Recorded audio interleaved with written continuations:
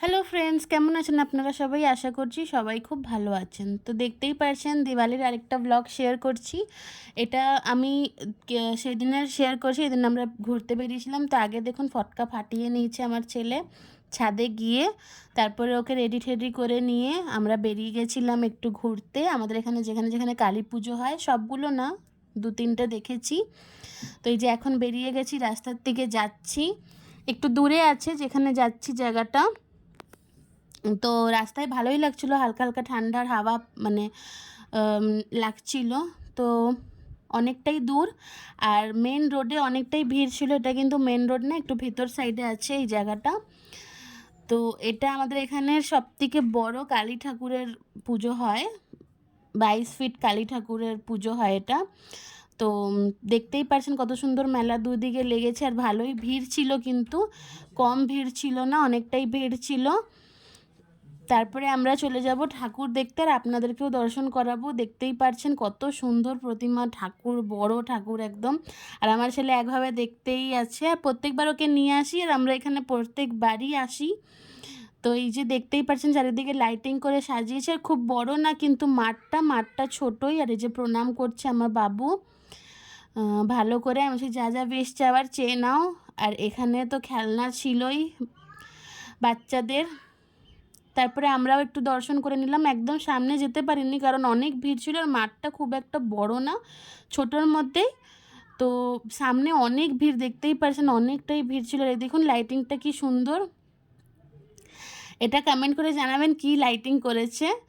তো এই দেখুন মূর্তিটাকে জুম করে দেখানোর চেষ্টা করছি।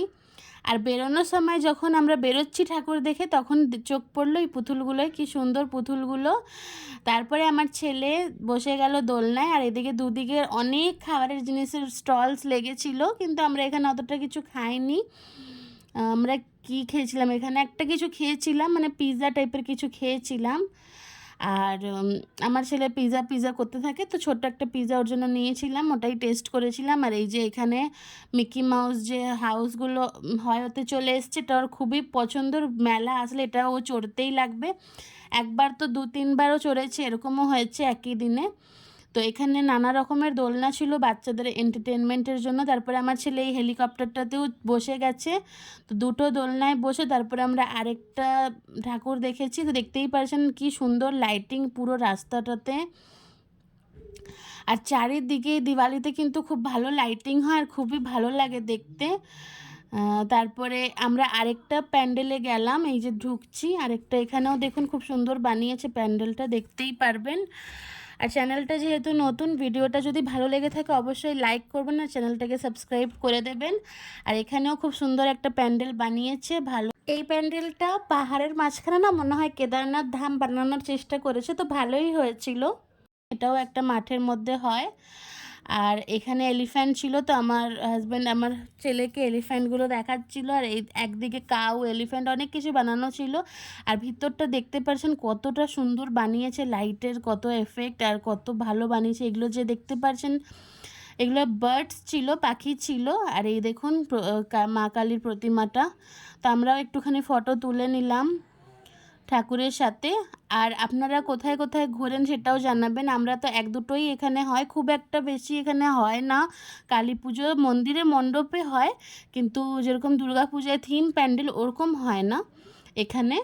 তো যতটা হয়েছে অতটাই আমরা ঘোরার চেষ্টা করেছি। আরও ওই পাশেও ছিল অনেক, কিন্তু ওইদিকে আর যাইনি।